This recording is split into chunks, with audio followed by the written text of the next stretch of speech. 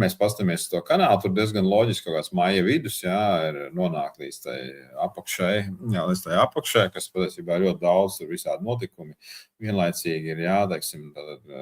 visticamāk, es nepieļauju iespēju, ka varētu Fed vadītājs nenomainīties, jā, tur viss liecina par to, ka tiešām Pavels tur nebūs vairs un būs šis jaunais, Trumpa cilvēks, ja tā var teikt, kurš it kā neklausīs Trumpa, jā, un tā tālāk, jā, bet es kaut kur, man liekas, vakar aizvakar dzirdēju vienas ziņas, kad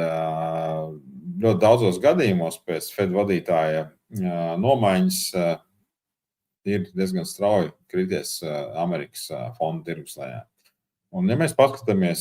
tādas elementāras vienkārši loģikas, jā, fondu tirgus S&P 500 jā, ir sasniedzis all-time high atkal jau pagājušā nedēļā. Jā, situācijā, kad Amerikas ekonomikā liels problēmas, situācijā, kad pasaulē ģeopolitika ir tāda, kā viņi ir, ļoti saspringta, jā, un turpat nav jābūt ļoti lielam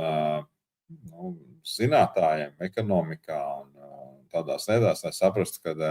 vienā brīdī tur ir jābūt pamatīgai korekcijai. Ja, teiksim, tā pamatīgai korekcijai. Ja, viņi jau ļoti labi varētu sakrist arī ar to pamatīgo kripto tirgus korekciju, jo tādā brīdī tas ir diezgan loģiski, ja, ka tad arī var būt, teiksim, šis pēc tādas loģikas lielākais,